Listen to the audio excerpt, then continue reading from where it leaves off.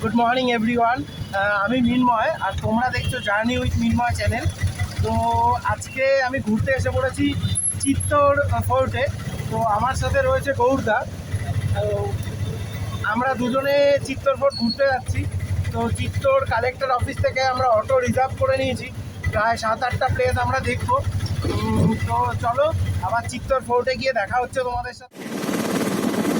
दीवार बना हुआ फोर्ट फोर्ट के भी।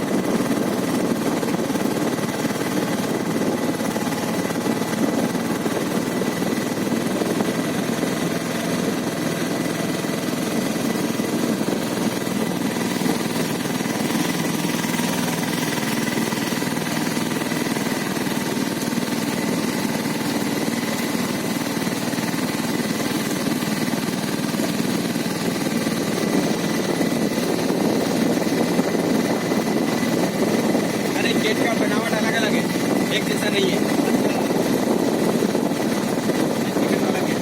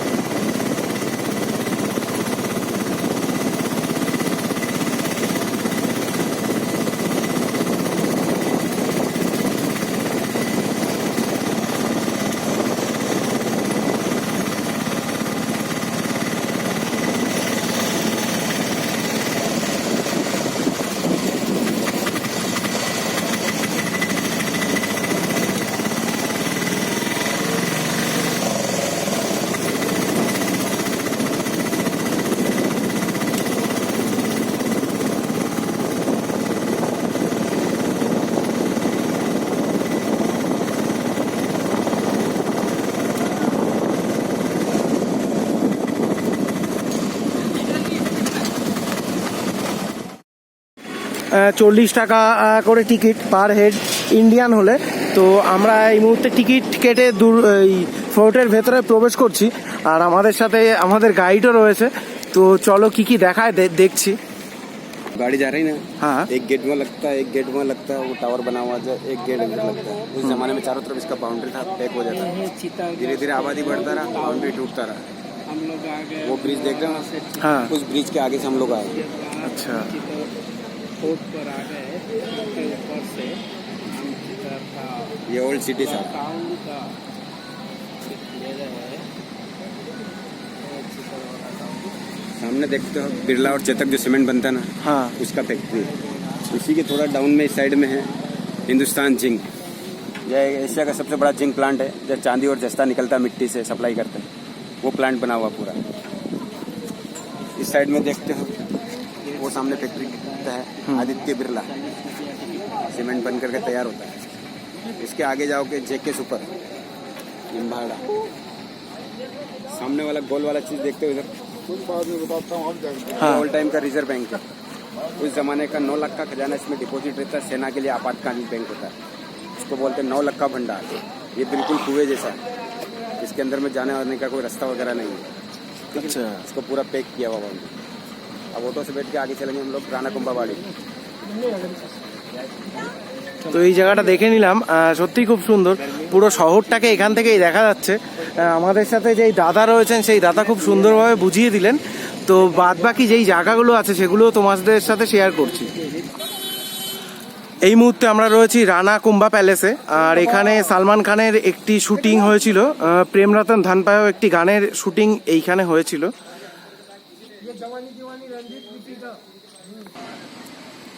তো এখানে তোমরা দেখতে পাচ্ছ বিভিন্ন রকমের বই রয়েছে, হিন্দি, বাংলা, ইংলিশ 3টে ভাষাতেই। তো তোমরা চাইলে এখান থেকে কালেক্টও করতে পারো। আমিও যেমন একটি বই নিলাম রাজস্থানের। তো সেই বইটি দাদা 50 টাকায়। দাদা বইটা একটু দেখি। পুরো রাজস্থান নিয়ে এখানে বিস্তারিত আছে, বাড়ি গিয়ে অবশ্যই পড়বো। তো তোমরাও যখন এখানে আসবে অবশ্যই এই বইটি নেবে। कुंभाबाड़ी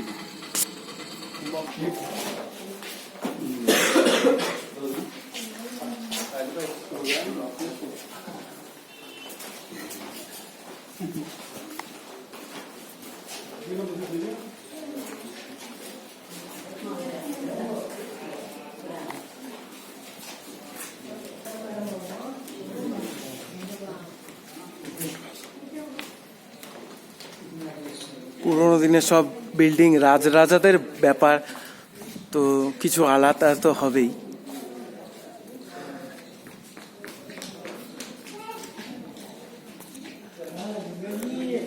মানে চারিদিকটা কেমন একটা ওয়াও ওয়াও ব্যাপার লাগছে।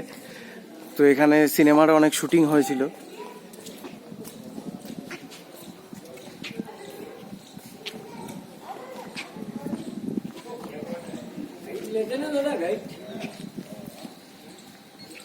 बुक्स तो ले लिया।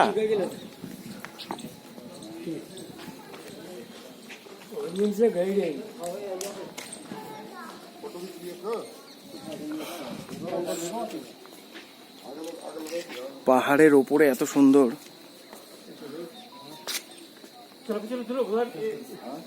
पॉइंट है जो गाइड दिखाई लगा गाइड नहीं लगा কত দূরে দেখো একটা সুন্দর মন্দির দেখা যাচ্ছে। অনেক কিছু আছে দেখার মতন এই ফোর্টের ভেতরে। তো তোমরা যারা রাজস্থান আসবে অবশ্যই এখানে কিন্তু আসবে। এখানে অনেক সুন্দর বসার জায়গাও রয়েছে। তো চলো এবার ভেতরের দিকে যাই, দেখি এখানে কি আছে।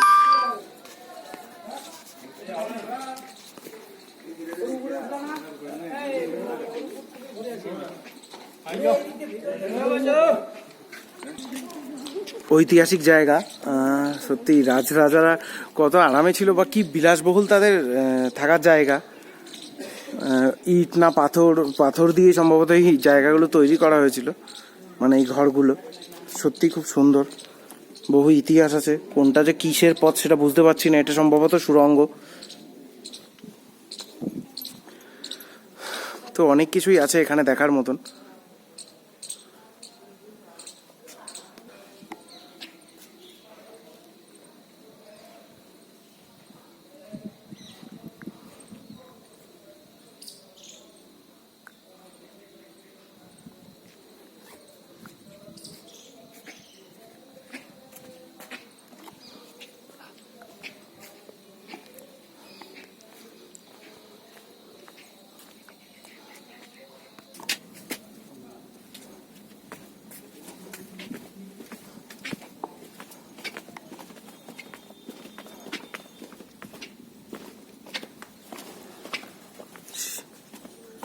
সুন্দর শিল্পকলা প্রত্যেকটা দেওয়ালের মধ্যে।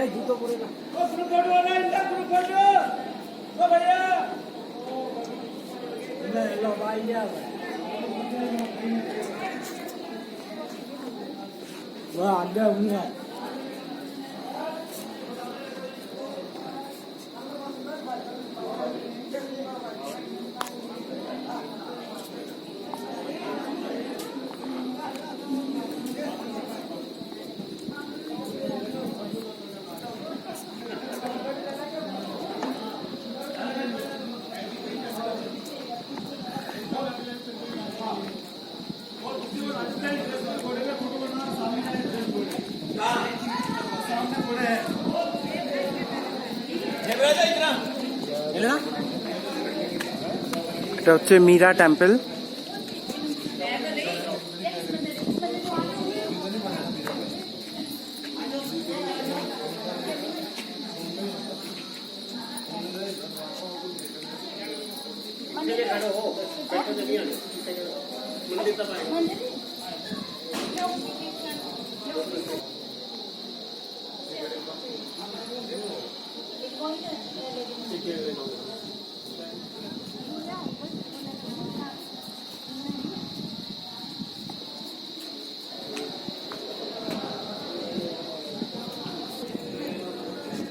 দেওয়ালের সৌন্দর্যগুলো পুরো পাথর কেটে করা, খুব সুন্দর। তো এই সমস্ত কারুকার্য কিন্তু এখানেই একমাত্র হয়তো দেখতে পাওয়া যায়। একদম অনেক জায়গাতেই পাওয়া গেলেও এখানের একটু স্পেশাল, কারণ এখানে লোকাল পাথর, তো কোনো কালার করা নেই পাথরটায়, কিন্তু একটা আলাদাই সৌন্দর্য লাগছে। প্রত্যেকটা কারুকার্য কত দক্ষ হাতে করা।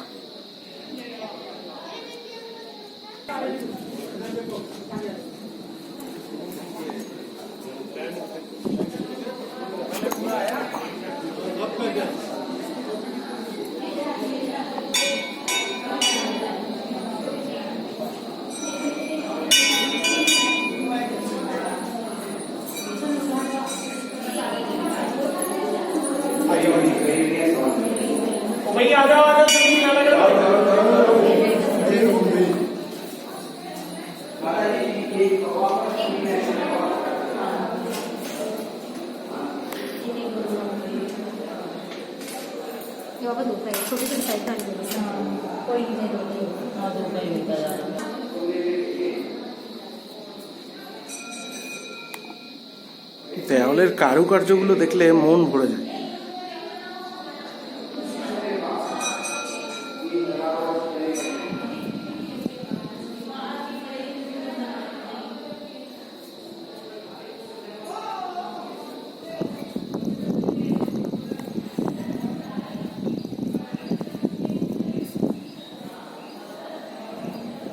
পুরো দেওয়ালটাই এমন করা মন্দিরের।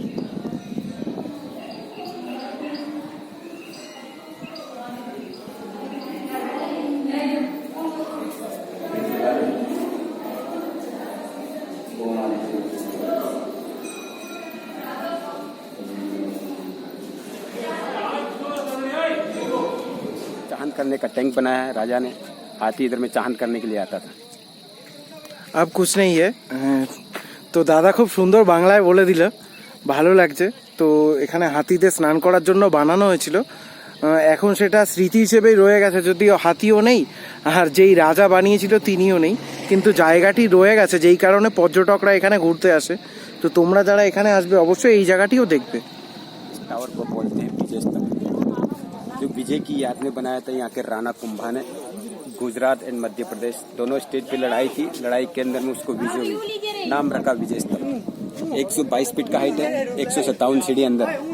देखने का अंदर ऐसा कुछ नहीं, सिर्फ सीढ़ी चढ़ना उतरना। जो भी डिजाइन कलाकारी इसके बाहर है, ठीक है। बनने में इसको 10 साल लगे थे, 90 लाख रुपए उस जमाने में खर्च हुआ था। इसी के सामने पूरा ग्राउंड देखेंगे, उस जमाने में जौहर कुंड हुआ करता था। जब 1303 के अंदर दिल्ली का सुल्तान अलाउद्दीन खिलजी आया, जब रानी पद्मिनी ने 16,000 लेडीज के साथ जिंदा आग में जल करके जौहर किया। सेकंड टाइम पर कि गुजरात के बहादुर शाह ने अटैक किया, उस टाइम पे रानी कर्णावती ने 13,000 लेडीज के साथ फिर जौहर जलाया, ठीक है ना। इसको बोलते हैं जौहर कुंड। ये बड़ा वाला जो समाधि देखते हो, इसके अंदर में क्या है, जब भी कोई राजपूत लोग मरता है, राजा लोग मरता है, तो उस शमशान पे बनाया जाता है।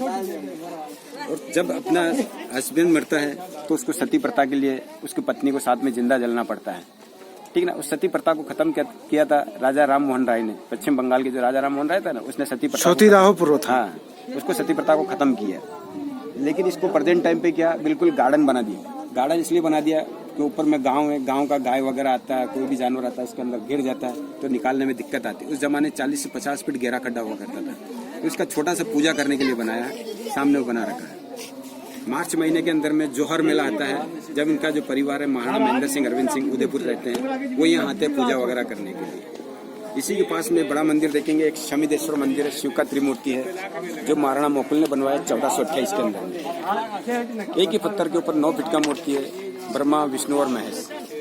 वापिस इधर से आप लोग जाएंगे नीचे, गौमुखी गंगा, इसको बोलते हैं गौमुखी कुंड। गाय का मुंह बना हुआ है दीवार के अंदर में, उसमें से कुदरती शिवलिंग नीचे बना है, उसमें शिवलिंग पे कुदरती पानी गिरता रहता है 24 आवर्स। कहाँ से आया आज दिन किसी को पता नहीं, लेकिन एक्चुअली इसका पुराना नाम है सास और बहू का कुंड। सास भी होती, बहू भी होती, बेटी भी होती। बेटी ससुराल चली जाती है, उसका नाम नहीं लगता है।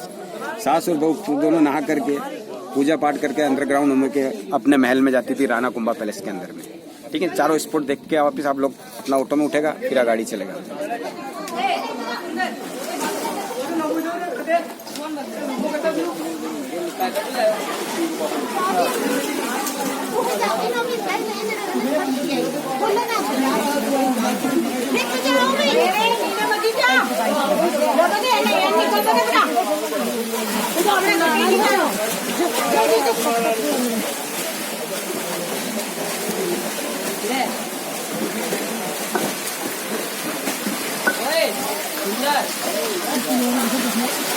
फोटो नहीं लेवे, फोटो नहीं लेना। रानी पद्मिनी का पैलेस। रानी पद्मिनी यहाँ के राणा रतन सिंह, जिसको आप भीम सिंह बोलते हैं, राणा रतन सिंह का वाइफ है रानी पद्मिनी। बहुत सुंदर रानी, पानी पीती तो गले में दिखाई देता था, ठीक है। जोल खाती तो गले में दिखाई देता था। उसकी जोल की तारीफ सुन करके दिल्ली का सुल्तान अलाउद्दीन खिलजी एक लेटर लिख कर कहता है कि राणा, हमने सुना है आपकी वाइफ बहुत सुंदर है, हम उसको देखना चाहते हैं। रतन सिंह बोलता, हम लोग राजपूत थे, हमारे में घूंघट होता, पर्दा होता, हमारी वाइफ को गैर मर्द के सामने नहीं पेश कर सकते। ये कहने पर जब दिल्ली के सुल्तान बड़ी सारी सेना लेकर के आता है, इस किले को चारों तरफ से बंदी बना लेता है। जितना भी राशन पानी था वो सारा नीचे से आता है।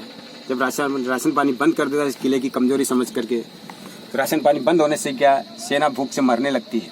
जब सेना भूख से मरने लगती है तो यहाँ का राणा रतन सिंह कहता है, साली हमारी सेना बिना लड़े मर जाएगी, क्यों ना हम इसको एक बार रानी का चेहरा दिखा दें। रतन सिंह लेटर लिख कर कहता है, ठीक है हम आपको दिखा देंगे, लेकिन फेस टू फेस नहीं दिखाएंगे, आपको आईने के थ्रू दिखाएंगे। सामने विंडो वाला जो देखते हो ना, उसमें 4 ठो आईना लगाया था। अलाउद्दीन खिलजी को इस विंडो वाले रूम के अंदर में लाया जाता है, हाँ, आईने वाले रूम के अंदर में लाया जाता है। रानी पद्मिनी को इस जौल महल का लास्ट वाला सीढ़ी उस पर खड़ा किया जाता है। लास्ट वाले सीढ़ी से परछाई पानी में आती है, पानी से फिर आईने में आता है। आईना 90 डिग्री के एंगल पे लगा है। आपको सिर्फ बोल दिया, आपको सिर्फ आईने में देखना है। पीछे मुड़कर देखोगे आपकी गर्दन काट दी जाएगी। दिल्ली का सुल्तान बहुत चतुर और चालाक होता है। बोला क्यों ना हम एक बार इनकी बात मान लें। जब आईने में देखने के बाद उसके मन में लालच आता है, क्यों ना हम इससे शादी कर लें। ये कह करके मन ही मन में सोचता है। तो फिर रतन सिंह से बोलता है कि घर आए मेहमान को आप गेट तक छोड़ने चलेंगे। बोले हम अवश्य चलेंगे। रतन सिंह हमने 2-4 सिपाही लेकर के गेट के मेन गेट पे जाता है। फोर्ट के मेन गेट पे दिल्ली के सुल्तान ने उसको बंदी बना लेता है। बंदी बनाकर अपने साथ ले जाता है अपने डेरे में। रानी पद्मिनी से लेटर लिख कर कहता है आप हमसे शादी करो, नहीं तो आपके हस्बैंड को हम मार देंगे। रानी पद्मिनी जितना सुंदर होता है उतना माइंडेड भी होता है। उसका चचेरा भाई होता है गोरा और बादल 2x2 रानी पद्मिनी जैसा। ये बात रानी पद्मिनी गोरा और बादल को बताती कि हमारे साथ में दिल्ली के सुल्तान ने धोखा किया, हम भी धोखे का जवाब धोखे से देना चाहते हैं। बोले किस तरीके से। बोले रतन सिंह कहता है रतन सिंह को छुड़वाने के लिए 700 डोली का इंतजाम किया जाता है। 700 डोली इस किले के अंदर में आती। 700 डोली के अंदर में सारा लेडीज के पोशाक में सब सोल्जर लोग जाता है। रतन सिंह को छुड़वा कर लाया जाता है। फिर भी रतन सिंह लड़ाई के अंदर में मारा जाता है। जब ये बात रानी पद्मिनी को पता चलता है तो रानी पद्मिनी अपनी 16,000 लेडीज लेकर के जिंदा आग में जल करके जौहर कर लेती है, जौहर कुंड में। वो आने वाला रूम लोग आप लोग देख के आएंगे, टिकट चेक करा के जाएंगे। अंदर पूरा गार्डन बना रखा है।